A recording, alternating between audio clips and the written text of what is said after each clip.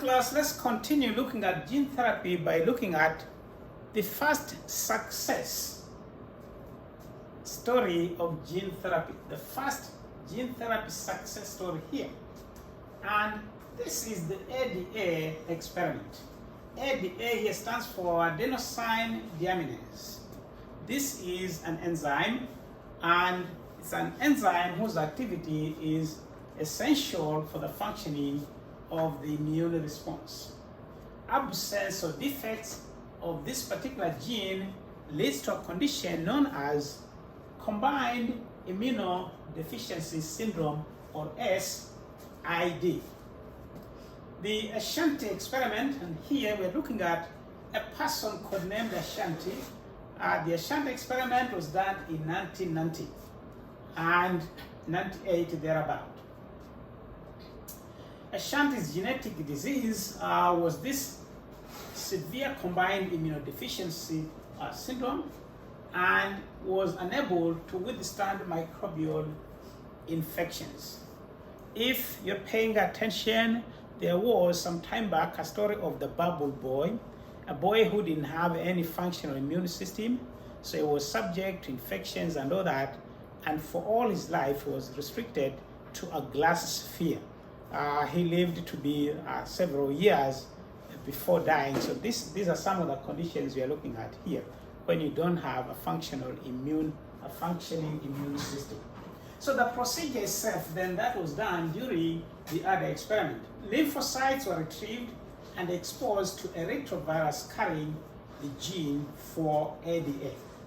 Again, here we are talking about a normal functioning gene for ADA was exposed to the lymphocytes. The cells were then turned into Ashanti's bloodstream. The outcome: production of ADA started and Ashanti was cured. In 1991, the same procedure was successfully used on another patient known as Cynthia.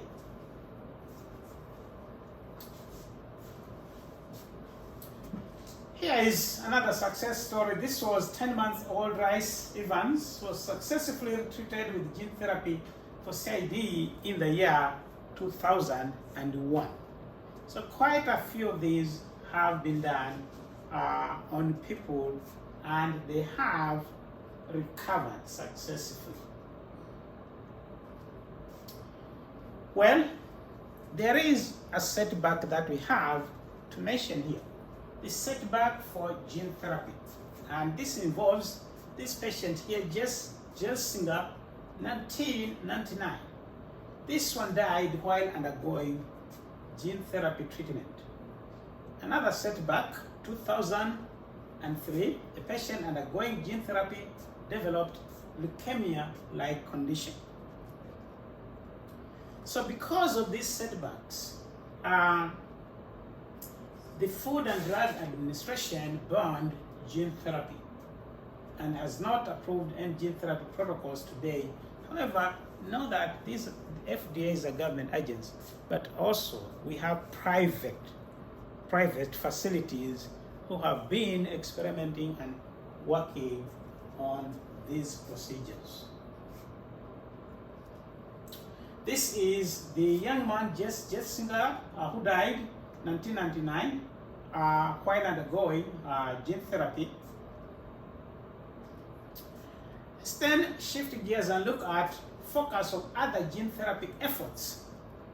Cancer therapy with genes, therapy for cystic fibrosis, AIDS therapy, Lesch-Nyhan's disease, Gaucher's disease, and hemophilia.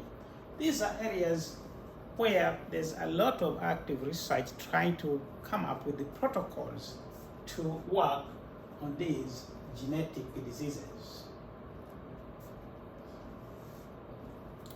Factors then are affecting effectiveness of gene therapy. Factor number one, short-lived nature of gene therapy is a concern. The DNA introduced must remain functional for a long time. So there is need for the new DNA to be integrated into the genome. That's one very important thing. Number two, immune response. This will attack any foreign material. And these materials being used for gene therapy procedures, the immune system sees them as being foreign, and your immune system is designed to attack anything that is coming from outside the cell. This one then makes repeated trials problematic. Why then repeated trials being problematic? Because if you put in your first attempt, your immune system is stimulated to act. And if you come for a repeated trial or repeated procedure on that same patient, your immune system will have been activated and you can end up with serious situation. Multi-gene disorders, conditions resulting from the combined defects of many genes, are hard to treat by gene therapy.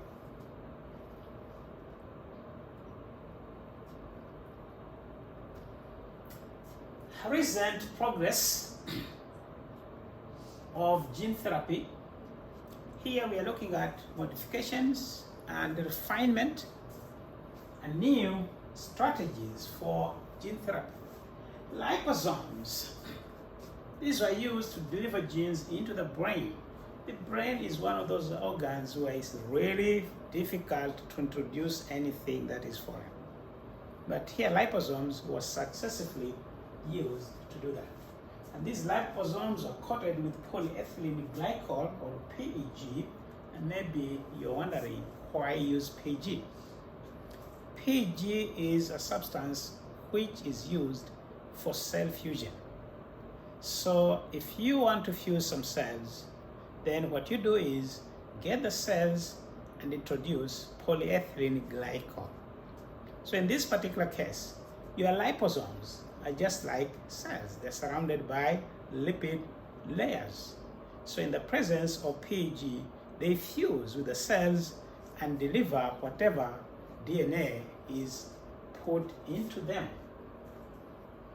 The other one is RNA silencing. This is done by using short interfering RNAs, or siRNA. These are being designed to block disease genes. Again, here what you're looking at is a procedure protocol where you turn off the defective gene. Next, repairing errors in messenger RNA. This is done before translation. The fault protein is not formed. Here we probably need to mention the CRISPR-Cas9 gene editing. We have now new tools to edit or change gene sequences, and that is a good match with this idea of repairing errors in the messenger RNA. Let's shift gears then and try to look at some ethical considerations. What is normal and what is a disability, and who is to decide? There are some conditions that are just disability. But if we have to treat these as diseases, who should decide which one has to be treated in which way? Are disability diseases? Do they in fact need to be treated? Here is another big one. Should germline therapy be replaced or be used?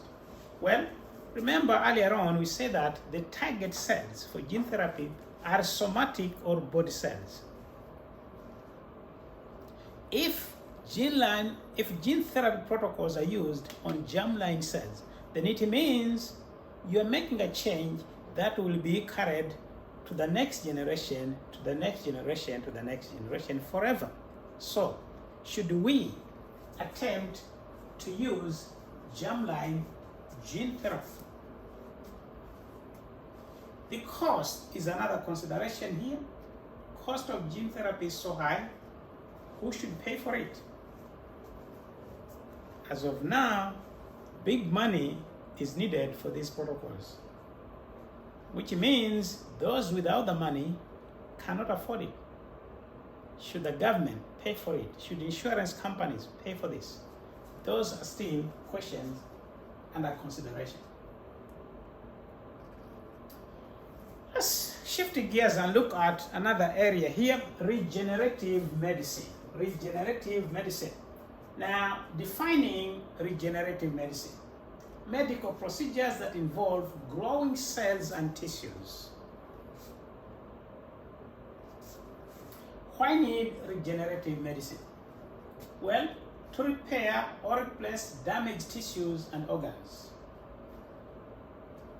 Good example, people end up in fires, lose ears, damaged nose, and other tissues. These are the kind of strategies that can be used to replace or repair such tissues. Heart attacks lead to damage to heart tissues.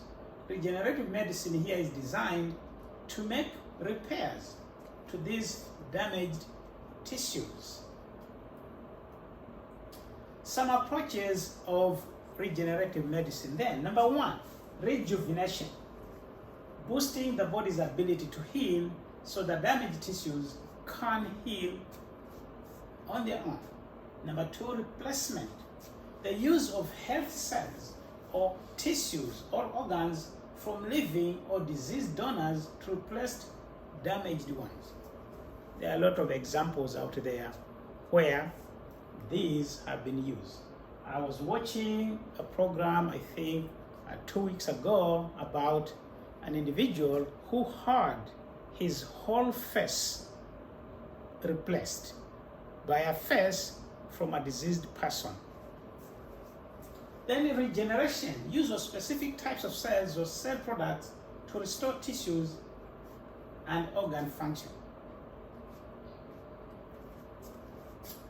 Here we are looking at scientists are exploring regenerative medicine for a wide range of diseases. These are some of the diseases where regenerative medicine is kind of being considered. Beginning from here, going around, cerebral palsy, type 1 diabetes, heart disease, spinal cord injury, traumatic brain injury, hearing loss, liver disease, orthopedic injury, ophthalmic diseases, muscular dystrophy, Parkinson's disease, and even stroke. So these are areas where scientists are exploring using regenerative medicine. Tissue organ replacement methods. Tissue organ replacement method. Here are ways of achieving this. Cell and tissue transplantation.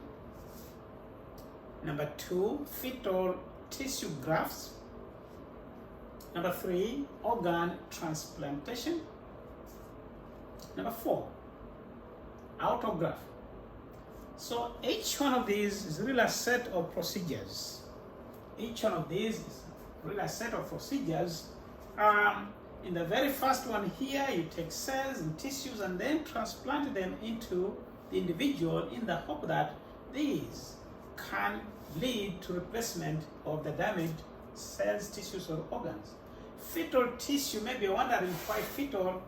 Now, tissue from fetuses have very high ability for cell growth and division. So these are suitable for regenerative procedures. Then organ transplantation, of course, this is common procedure. You've seen people getting lung transplants, heart transplants, and the like. And then autograft. Maybe you're wondering what is autograft. Can give you a good example here. Let's say for the sake of argument, somebody has a disfiguring injury on the face. What doctors can do is take patch of skin from an area of the body which is normally hidden by clothes. And then this is patched and allowed to seal that disfiguring kind of damage. Being out, it means because this tissue is coming from the same individual, the immune system cannot attack that graft. So this is very common way of treating people, and normally you have very good results. Xenotransplantation. Now here you're using non-human sources of organs. For human beings, pigs' organs are very close to the size of human organs, and this is where this one comes in. And cellular therapies, and then tissue engineering. Again here, set of complicated procedures where, example, let's say for the sake of argument, a person has a damaged nose or blown away completely. Then a scaffold can be made to match somebody's nose, and then cells infused and allowed to divide and grow, and then that nose is then patched onto the individual. Stem cell technologies, and then cloning. Reproductive versus therapeutic cloning is also one area where scientists are looking at this.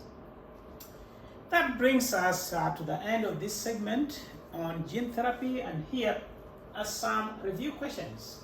What is gene therapy? Discuss the methods used to introduce genes into cells. Here looking at gene delivery methods. What are the major vectors for gene therapy? Discuss the AD experiment, pointing out the procedures and how they benefited the patients. What are the major setbacks to gene therapy procedures?